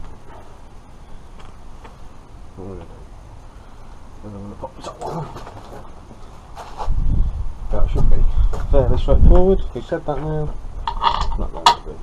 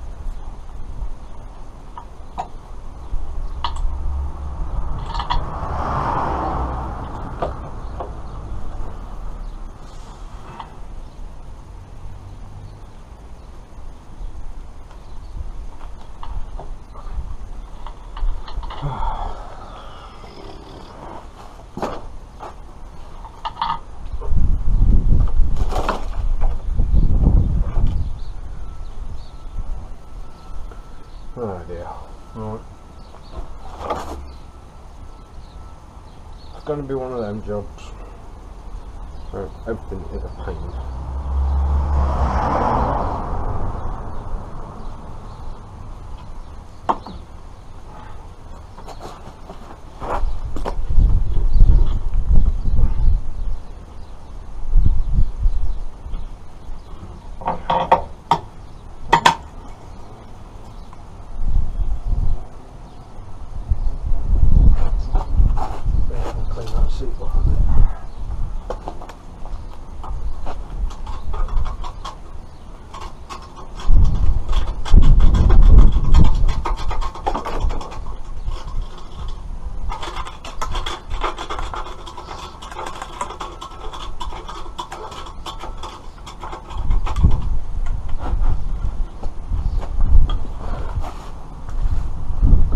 It's full extension.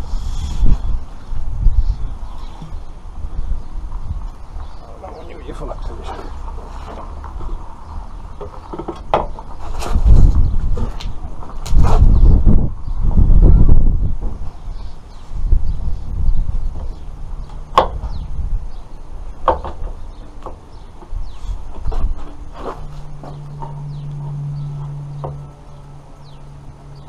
That's a rubbish one.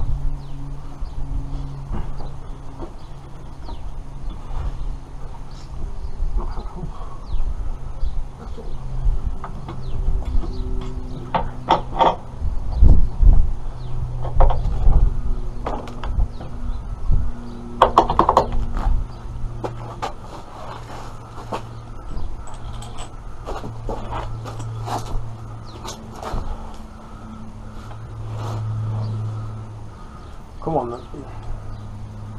Let's be having you.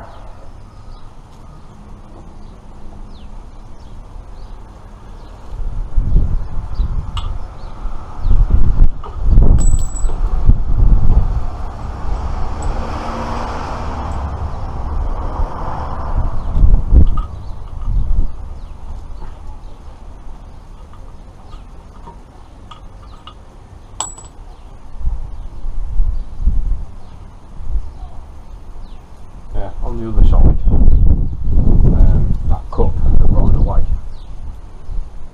completely. So what I ended up doing was grinding it flat and then basically putting it together how it should go.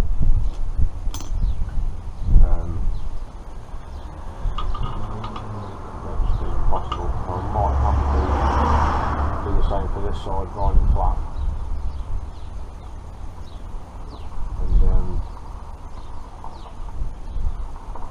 Start again with it. You don't have to do it because it seems to want to fit very well.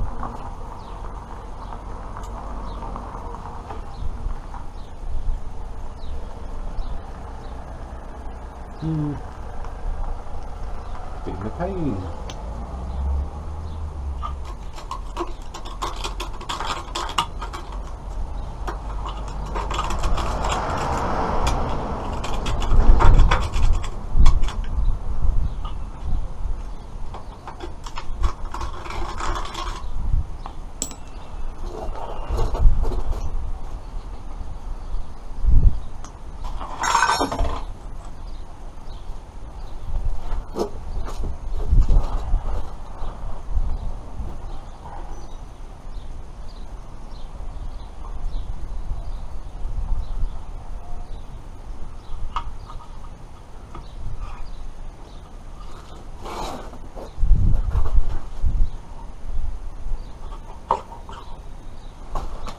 Now you would have thought we'd just make that thread that bit longer, just so it can make it easier to fit. But no. They also wanted to make me struggle. I don't think it would have been any easier if I had it on a ramp. What can I do to sort that out?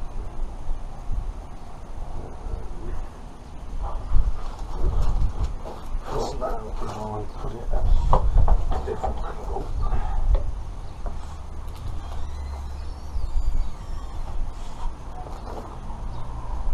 A different angle, right? Then just go up.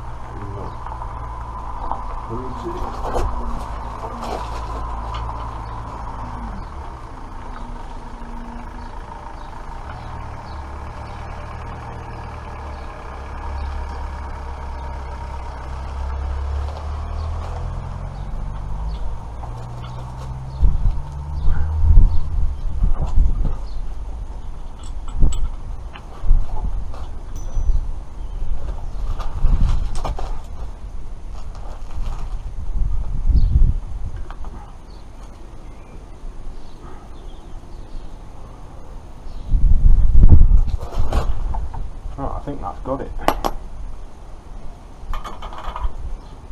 And then obviously it's not that size. So they're different leading size.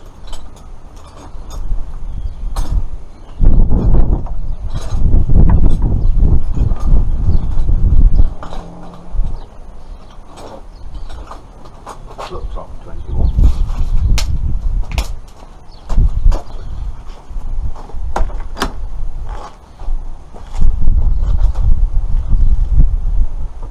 Probably find my 21 is attached to that little ratchet.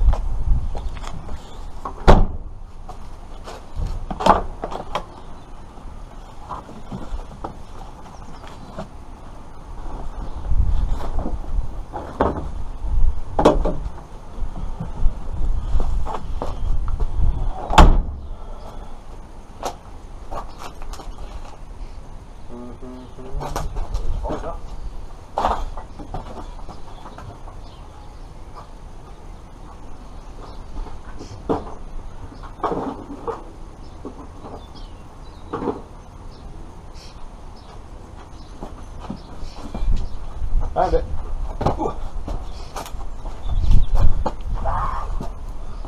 I found my little ratchet as well. Not that size. That size.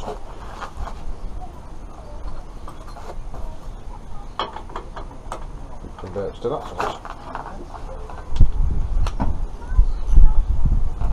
I'm just going to do this off.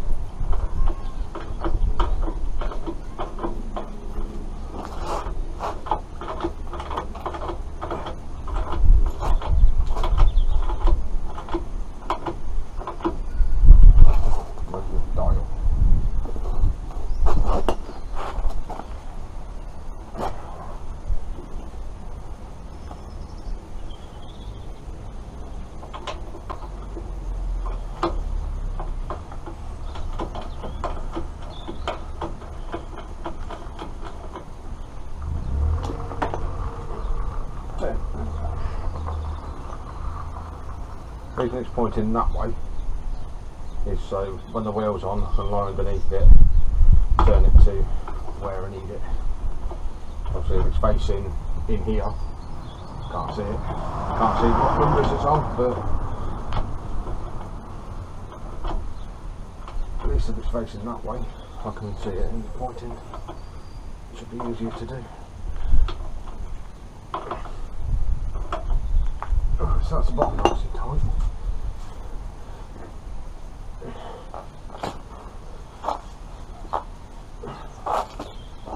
And now I can't get that up there. Okay, why can't that go up there now?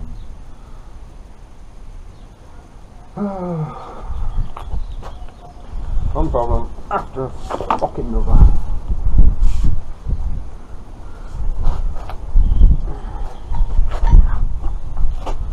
Do it again.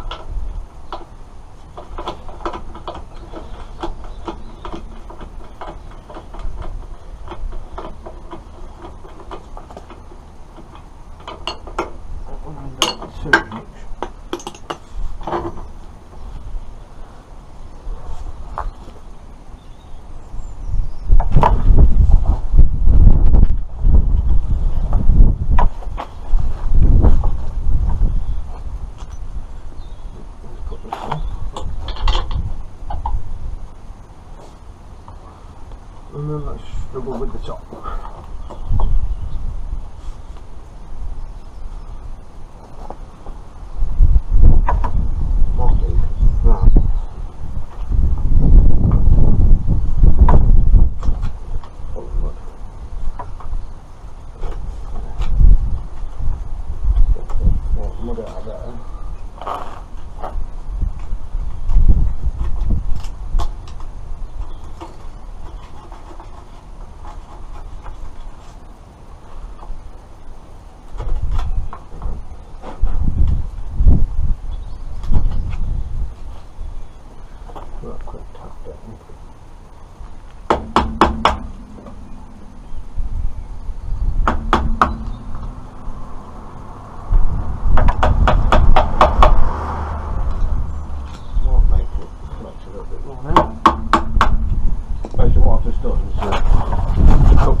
the top.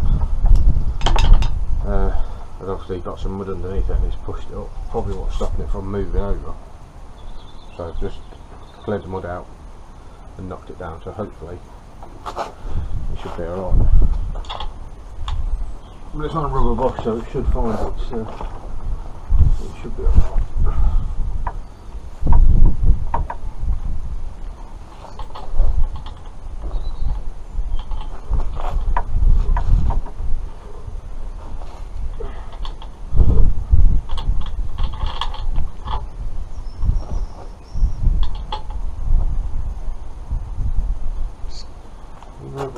Just put a bit of pressure. Right, get some clamps. Put a bit of pressure on there, pressure on there. Just squeeze the bush a little bit. It might give me enough threads to get it started, and then I can just wind it off.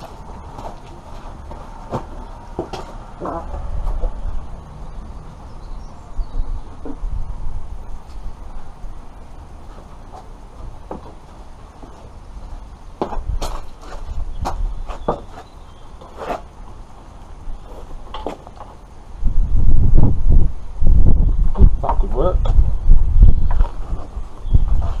Could and does, obviously, two different things.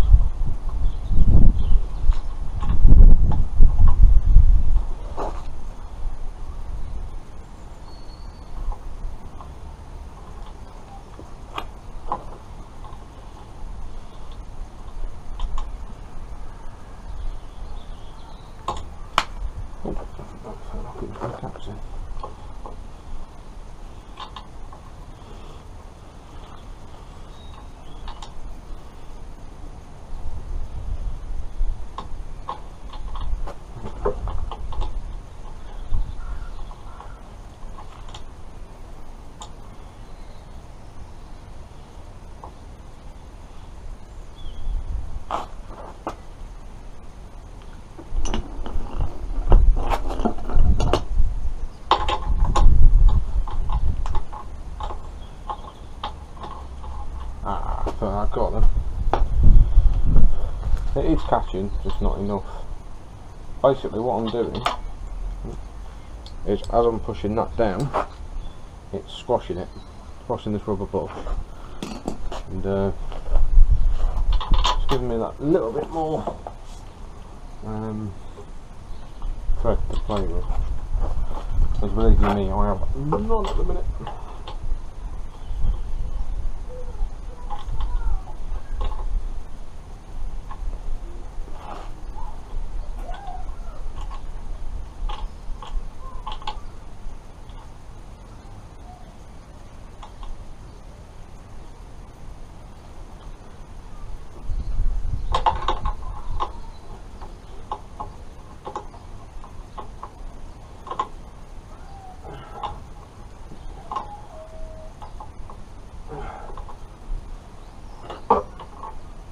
I believe that has caught, so let's make sure that's going the right way.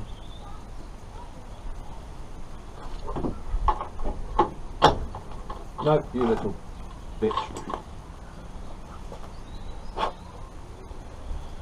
Oh dear. It will work. Have faith, people, have faith.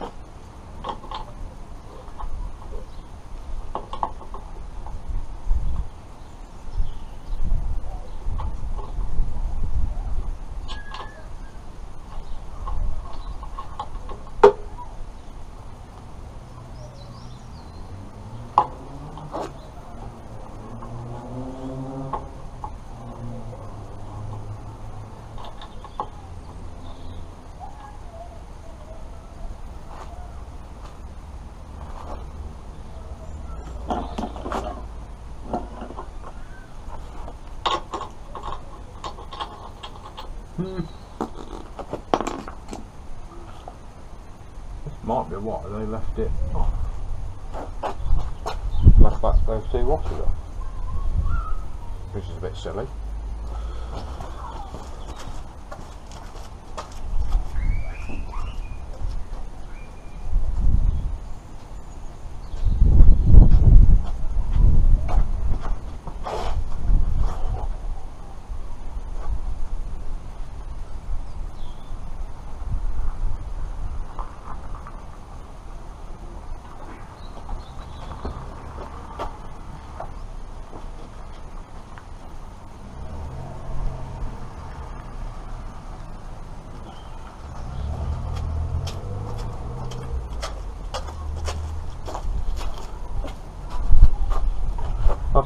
the other side, and I have put both washers on, so it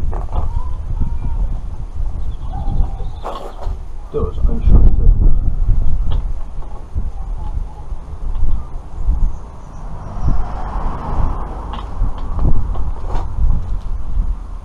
I'm sorry if you can't see a lot, unfortunately, because I'm working in a wheel arch. And I can't have you in here and work at the same time.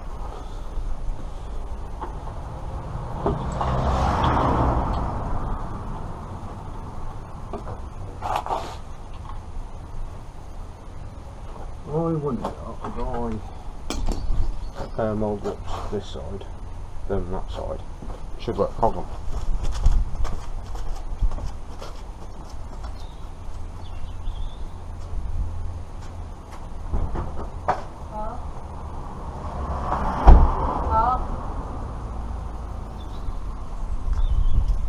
Hey guys, the battery did run out, so that's all the footage we got of that. But it's now running, driving, and the next video Carl will be doing is green laning. So it's a long one, guys. It's 2 hours, but we thought we'd give it a go. Either that or we'd have to split it up to several parts, but we just thought we'd put it all together and you can come back to it as and when you want. Now, where was I?